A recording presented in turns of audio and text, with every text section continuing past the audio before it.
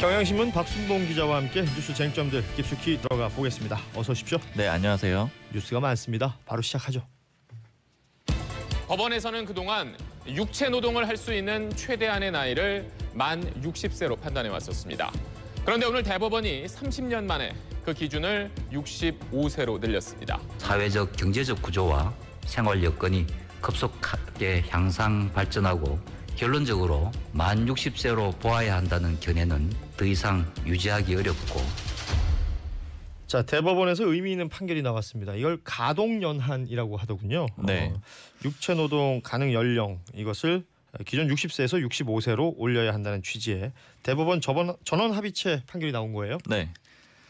네, 이번 대법원 판결은 안타까운 사고에서 시작이 됐는데요. 네. 2015년 8월이죠. 인천의 한 수영장에서 당시 4살이던 박모군이 물에 빠지는 사고가 있었습니다. 이 뒤늦게 안전요원들이 발견을 해서 그 심폐소생술을 하긴 했는데요. 끝내 사망을 했습니다. 그래서 박군의 가족들은 수영장 운영업체를 상대로 손해배상을 청구하는데요. 주요 의무를 소홀히 해서 아이가 숨졌다는 거죠. 이 재판 과정에서 육체노동 가능 연령이 화두가 된 겁니다. 네. 그러니까 만약에 아이가 살아 있었다면 몇 세까지 일을 할 수 있었을까? 그게 손해배상액을 결정하는 근거가 되는 거죠. 왜 갑자기 가동연한 이런 얘기들을 하고 60세냐 65세냐 이런 얘기가 주요 뉴스가 됐는가 궁금해하셨던 분들이 있을 텐데 이런 사건에서 시작돼서 사회적인 어떤 논의가 필요한 부분들에 대해서 네, 맞습니다. 1심, 2심 그리고 상고까지 돼서 대법원에서 이야기가 된 겁니다. 네. 자, 그 과정을 한번 볼까요? 네, 1심과 2심은 업체의 손해배상 책임을 일부 인정을 했어요. 그래서 1심에서는 2억 3천여만 원, 그다음에 2심에서는 2억 5천여만 원을 배상하라고 선고한 겁니다. 네. 네, 이때 1, 2심 모두 숨진 아이의 가동연한을 60세로 보고 손해배상액을 정했습니다. 그 전에 그렇게 계속해서 되어 왔으니까. 네. 그 가동연한이라는 걸 좀 쉽게 설명을 해드리면요. 예를 들어서 40세의 사고로 장애를 얻었다. 이렇게 가정했을 때 손해배상액은 60세까지 20년간 벌었을 수입을 계산하는 거죠. 그렇죠. 단순하게 생각하면. 네. 그런데 박모군의 가족은 숨진 아이가 만 60세가 아니라 만 65세까지 일할 수 있었을 거라고 주장하면서 상고를 한 겁니다. 그러니까 시대가 바뀌었다라는 것이 이제 반영이 된 거겠죠. 네. 그 재판부는 이제는 특별한 사정이 없는 한 가동연한을 만 60세가 아니라 65세로 보는 게 합당하다고 판단을 했는데요. 대법관들 사이에서도 물론 구체적인 나이에 대해서는 좀 일부 이견이 있습니다. 그래도 대법관 모두 가동연한을 연장하는 데는 동의를 했어요. 네. 그러니까 만 60세를 기준으로 했던 건 1989년, 그러니까 지금으로부터 30년 전인데요. 재판부는 8가지 근거를 들어서 가동연한을 연장을 했습니다. 그중에 대표적인 걸 좀 말씀드리면 30년이 흐르면서 평균 수명이 연장됐다는 점, 그렇죠. 그리고 국민연금 수급이 시작된 연령도 늦춰졌다는 점을 고려했습니다. 그러니까 1969년 출생자부터는 65세로 늦춰졌거든요. 네네. 이 부분을 지금 말씀하신 것처럼 30년 만에 바뀐 것인데 네. 이게 바뀌게 되면 어떤 영향이 생기고 내가 살아가는 데는 또 어떤 그 작용들이 되는 것인지가 이제 주요한 포인트죠. 네. 그러니까 이번 판결에 가장 촉각을 기울였던 건 손해보험 업계입니다. 그러니까 장애나 사망 등을 이유로 손해배상액을 산정할 때 이게 직접적인 영향을 주기 때문이거든요. 그 손해배상액은 대부분 자동차 보험 산정 기준을 적용해 왔습니다. 그러니까 지급해야 할 돈이 많아지면 보험사가 걷어들이는 보험료도 오를 수 있다는 거죠. 근데 실제로 지난해 대법원 공개변론에서 손해보험업계는 가동연한을 65세로 올리면 약 1.2% 자동차 보험료 인상 요인이 발생한다. 그래서 가입자들의 경제적 부담이 증가할 것이다.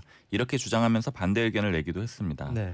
그리고 두 번째로는요. 다른 직군에도 영향을 줄 것으로 보여요. 이게 어제 나온 판결은 육체 노동자를 기준으로 한 거거든요. 그렇죠. 네, 또 사회보장 기준이나 아니면 정년 규정에도 상향 논의가 예상이 됩니다. 제가 다른 나라들을 좀 찾아보니까 미국은 가동연한이 65세고 일본은 67세더라고요. 그렇군요. 자, 지금 문자 메시지도 하나 도착을 했습니다. 7376님이 근로자 정년도 65세가 되는 건가요? 이렇게 문자 메시지 보내주셨는데 이 부분에 관심이 많으실 거예요. 자, 정년도 연장이 되는 것인가? 재계나 노동계 또 뭐 반응은 어떤가? 이런 것도 살펴봐야겠죠? 네, 가동연한 연장이 곧 정년 연장이 되는 건 아닌데요. 아까 60세를 기준으로 한 가동연한은 1989년, 30년 전에 정해졌다고 말씀을 드렸는데요. 이 정년이 가동연한과 같은 나이로 맞춰져서 적용된 건 불과 3년 전입니다. 2016년이죠. 그렇죠. 정년 연장에 대해서는 재계나 노동계 모두 신중한 입장이에요. 그 민주노총의 논평을 보면요. 법적 정년을 60세로 확정한 지 얼마 안 됐고 사회 안전망 확보 없이 70세 가까이 노동해야만 하는 사회가 바람직하지는 않다고 지적을 하고 있고요. 네. 그리고 한국노총도 정년을 65세까지 늘릴 경우 청년 일자리 등 세대 간 갈등을 유발할 수 있으므로 정년을 국민연금 수급 나이에 맞추고 고령자 일자리와 노인 빈곤 문제를 해소하는 방안이 필요하다고 했습니다. 그러니까 재계는 이번 판단과 정년 연장 논의는 좀 다른 개념이다 이렇게 선을 긋고 있고요. 그렇습니다. 이게 자칫 혼란을 일으킬 수가 있습니다. 앞서 뭐 저희가 소개를 해드린 것처럼 이 손해보험 업계에서 몇 살까지 일을 할 수 있으니 그때까지의 계산을 해서 뭔가 보상액을 정하는 것과 네, 노동자들의 이제 정년을 정하는 문제는 좀 다르다고 봐야 네, 되는 다른 것이기 문제죠. 때문에요. 네. 이것이 왜 65세가 됐는데 60세가 정년이지 이렇게 생각하시면 조금 네. 힘들 것 같고 네, 맞습니다. 그러기에는 또 사회적인 합의나 이런 것들이 훨씬 더 필요할 테니까 많은 시간이 필요할 거예요. 예, 지켜봐야 할 것으로 보이고 분명 어떠한 형태로든 영향을 미쳐질 수 있을 것이다. 쉽게 네. 말하면 이제 국민연금 시작하는 나이도 이제 늦춰지게 되는 것이고요. 그렇죠. 네. 여러 가지가 달라지게 될 것인데 그게 급하게 팍팍팍 바뀌지는 않을 것 같습니다. 조금씩 바뀔 건데 그 상황을 지켜보도록 하죠. 다음 뉴스 이어갑니다. 지난 2017년 말 이대 목동병원 신생아 중환자실에 있던 아기 4명이 약 1시간 반 사이에 잇따라 목숨을 잃었던 일 기억하실 겁니다. 업무상 과실치사 혐의로 재판에 넘겨진 조수진 이대 목동병원 교수와 간호사 등 의료진 7명 전원에게 무죄가 선고됐습니다. 자, 또 다른 재판 소식이고 또 관심이 많았던 재판이기도 합니다. 네. 지난해 신생아 집단 사망 사건으로 재판에 넘겨졌던 이대 목동병원 의료진에 대해서 1심 재판 판결이 나왔는데 네. 전원 무죄 선고받았어요. 네, 이 신생아들이 태어나자마자 세상을 떠나서 매우 안타까웠고 충격적이었던 사건이었죠. 잠시 정리를 해보면요. 2017년 12월 16일에 일어났던 사건입니다. 이대 목동병원 신생아 중환자실 인큐베이터에 있던 신생아들 중에 오후 9시 32분부터 오후 10시 53분 사이, 그러니까 약 80분, 1시간 20분 정도죠. 4명이 사망을 했습니다. 검찰은 의료진이 시트로박토 프론디균에 오염된 주사제를 신생아들에게 투여해서 사고가 난 것으로 봤어요. 그래서 신생아 중환자실 실장이던 조수진 이대목동병원 교수와 수간호사, 전공의 등 7명을 기소를 했습니다. 네. 이 검찰은 의료진들이 주사제 1인 1병 원칙을 무시하고 지질 영양제 한 병을 주사기 7개로 나눠서 투약해 영양제가 오염됐다 이렇게 판단을 했습니다. 자, 이 영양제 오염됐다라는 부분에서 의료진의 과실은 법원에서도 인정을 했습니다. 그런데 네. 무죄가 선고가 됐어요.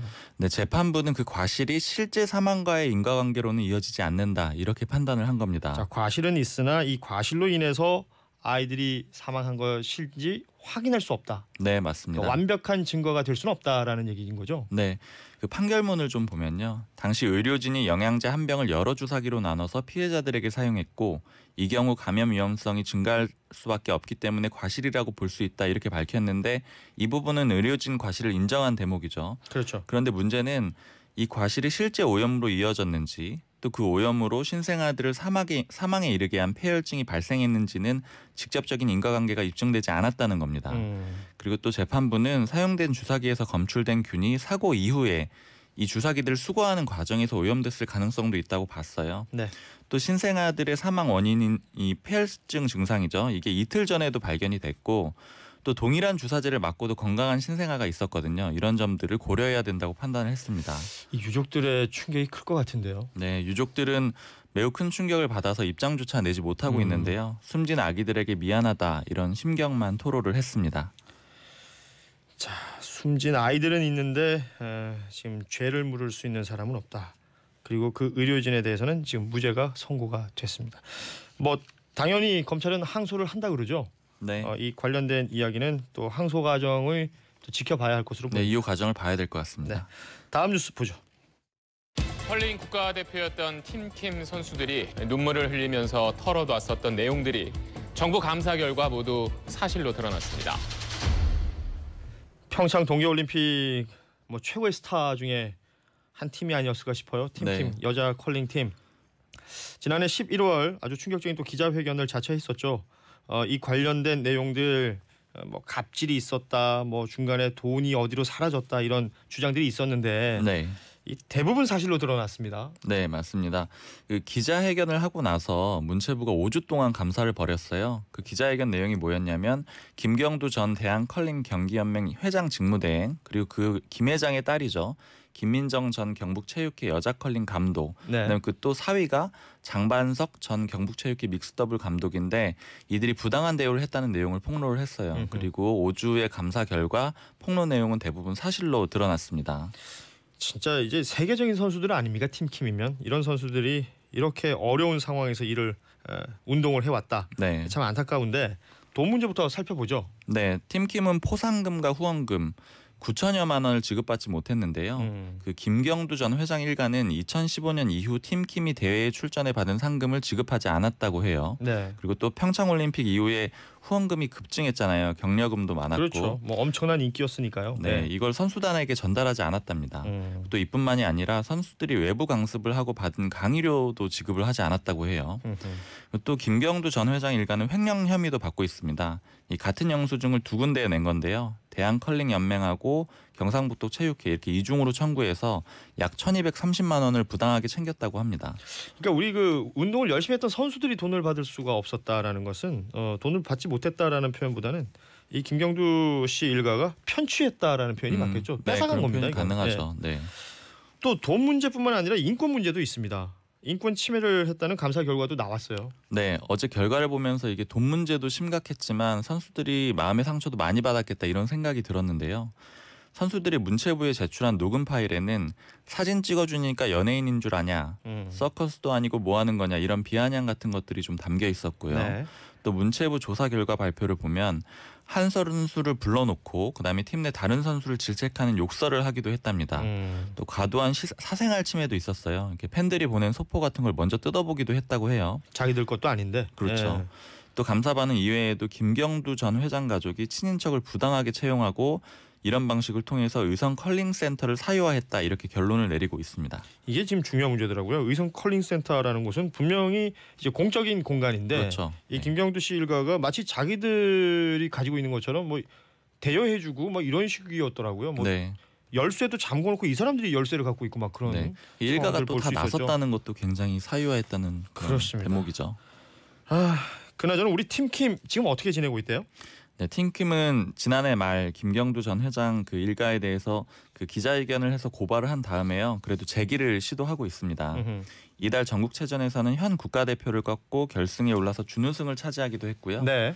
팀킴의 김영미 선수죠. 그 영미. 예. 네, 영미로 잘 알려져 있죠. 이 김 선수는 호소문 내용들이 사실인 것으로 감사 결과 확인돼 후련하다. 7월 국가대표 선발전까지 좋은 모습을 보여드리도록 하겠다 이렇게 밝혔습니다. 이 합동 감사반은 김 전 회장 가족 3명에 대해서 수사 의뢰를 하고 총 62건의 감사 처분도 요구할 계획입니다. 해야죠. 예.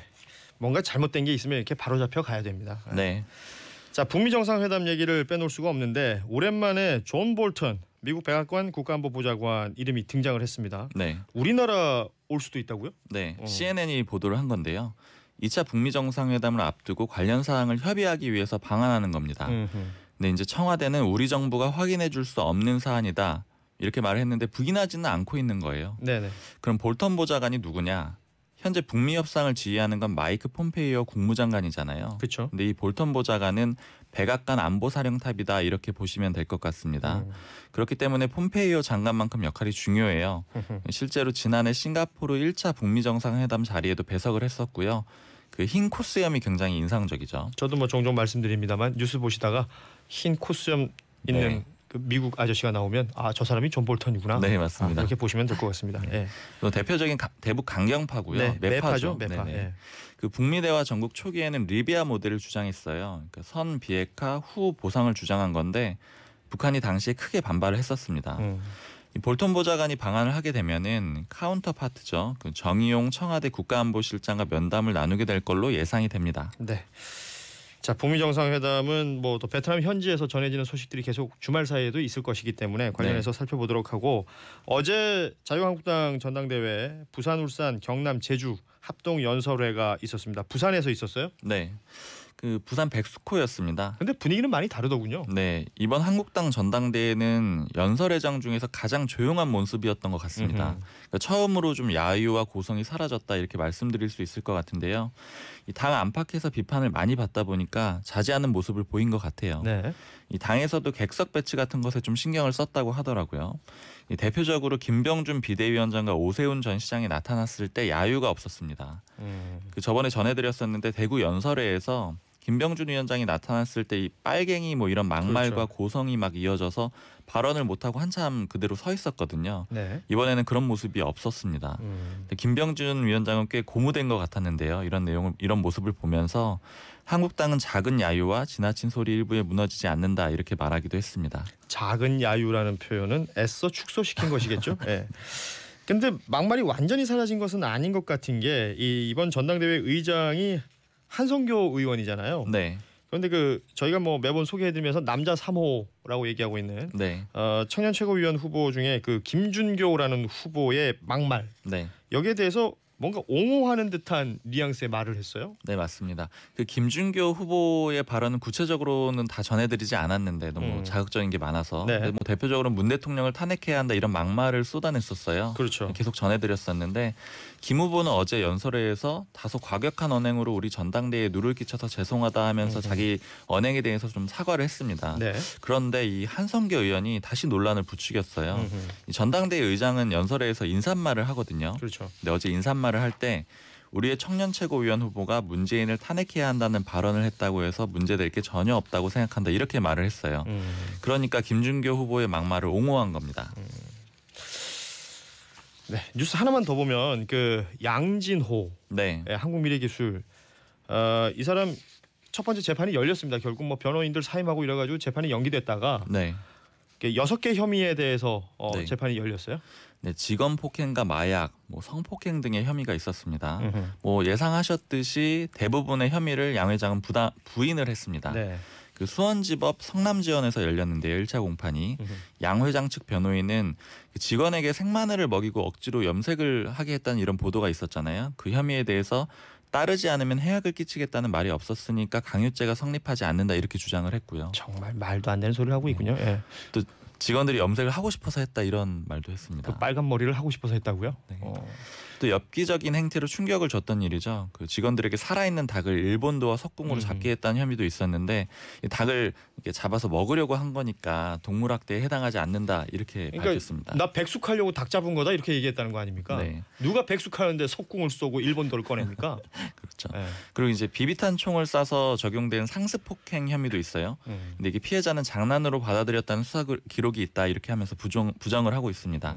근데 다만 대마초를 흡연한 혐의 그리고 부인과의 불륜을 의심해서 대학 교수를 감금 폭행한 혐의는 인정을 했습니다. 네. 재판부는 다음 달 26일 2차 공판을 열 예정입니다. 좋습니다. 오늘 뉴스는 여기까지 하도록 하겠습니다. 사실 저희 이명선 기자가 지금 휴가를 가서 지난 한 주 동안 네. 우리 박순봉 기자가 수고를 해줬는데 어때요? 소감 한 말씀 해주셔야 될 것 같은데요. 네, 한 주 동안 좀 일찍 일어나야 돼서 약간 고생스러운 것도 있었는데 와서 이 청취자분들이 보내주시는 메시지 같은 거 보면 훈훈해진다 그럴까요? 되게 네. 기분 좋았습니다. 다행입니다. 네. 저희도 덕분에 아주 방송 잘 진행됐던 것 같고 뭐 저희는 여의도 TMI 매주 수요일날 다시 네. 만나게 되니까요. 네. 예, 수요일날 뵙겠습니다. 네, 감사했습니다. 네, 지금까지 경향신문 박순봉 기자였습니다.